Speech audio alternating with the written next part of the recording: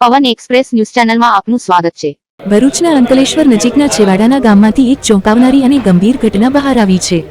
મદ્રેસાના મૌલવી દ્વારા હિન્દુ મહિલાને લગ્નની લાલચ આપી ધર્માંતરણની ધમકી આપી અને તેની ઈચ્છા વિરુદ્ધ દુષ્કર્મ કરવાનો આરોપ પાનોલી પોલીસ સમક્ષ નોંધાયો છે।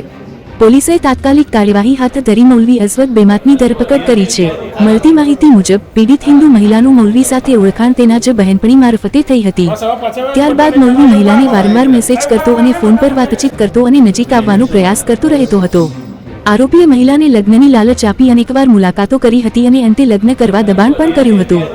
9 નવેમ્બરના રોજ મૌલવીએ મહિલાને પોતાના મદ્રેસા નજીકના રહેણાંક મકાનમાં બોલાવી હતી। ત્યાં મહિલાને પાણી પીવડાવવામાં આવ્યું હતું, જેના કારણે તે અર્ધ બેભાન જેવી થઈ ગઈ હતી। આ સ્થિતિનો લાભ લઈ આરોપીએ તેની મરજી વિરુદ્ધ 2 વખત દુષ્કર્મ કર્યું હતું। ઘટના બાદ જ્યારે મહિલા ભાનમાં આવી ત્યારે મૌલવીએ તેને મુસ્લિમ ધર્મ અપનાવવાની ધમકી આપી અને નહીં અપનાવે તો બદનામ કરવાની તથા તેના બાળકોને જાનથી મારી નાખવાની ધમકી આપી હતી। આ ગંભીર ધમકી અને અત્યાચારના કારણે મહિલા તાત્કાલિક પાનોલી પોલીસ સ્ટેશન પહોંચીને ફરિયાદ નોંધાવી હતી। પોલીસે ફરિયાદના આધારે મૌલવી અઝવદ બેમાતને ઝડપી લેવામાં આવ્યો છે અને જરૂરી કાયદેસર કાર્યવાહી શરૂ કરી છે। હાલમાં બંને પક્ષોના તબીબી પરીક્ષણ સહિતની તમામ વૈજ્ઞાનિક તપાસ ચાલી રહી છે। ભરૂચના એસ.પી. અક્ષયરાજ મકવાણાએ જણાવ્યું કે આરોપીને કડક કાયદાકીય ધોરણે સજા થાય તેની સંપૂર્ણ કાર્યવાહી પારદર્શક રીતે કરવામાં આવી રહી છે। પોલીસ મુજબ આ કેસને અત્યંત ગંભીરતા સાથે લેવામાં આવ્યો છે અને કોઈપણ દબાણ વિના તપાસ ચાલુ રહેશે। અક્ષયરાજ મકવાણા, એસ.પી. ભરૂચ, પવન એક્સપ્રેસ।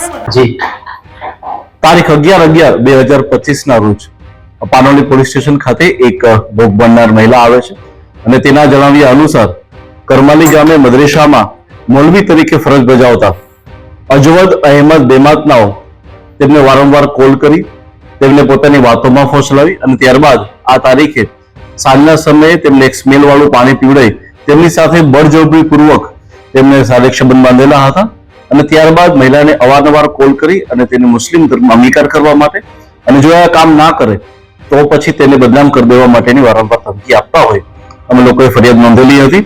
ફરિયાદ નોંધ્યા બાદ અમને ધ્યાનમાં આવ્યું છે કે જે મૌલવી અઝવદ અહેમદ બેમાત છે તે કેનેડાના સિટીઝન છે અને અહીંયા ઇન્ડિયાની વારંવાર મુલાકાત રહી છે અને આ દરમિયાન તે મહિલાઓની સાથે એને આવું કૃત્ય કરેલું છે।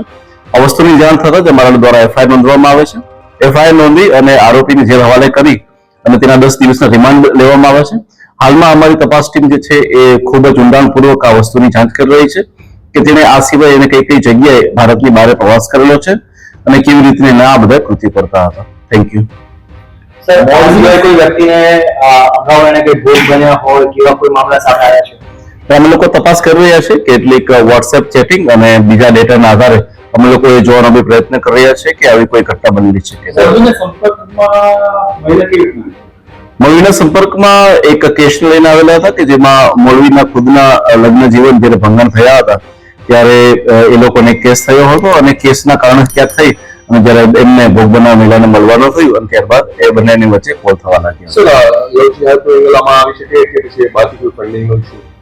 અમે લોકો દરેક વસ્તુને ચેક કરી રહ્યા છીએ, પરંતુ આની અંદર જે ક્લિયર કટ છે મહિલાને એક પુસ્તક દેવામાં આવે છે જેમાં એ મુસ્લિમ ધર્મનો અંગીકાર કરે અને કેવી રીતના મહિલાઓએ કઈ વસ્તુનું ધ્યાન રાખવું જોઈએ પુસ્તક દ્વારા અને વારંવાર વાતચીત દ્વારા જે છે એ મહિલાને મુસ્લિમ ધર્મ અંગીકાર કરવા માટે એમને બળજબરી પાડવામાં આવતી।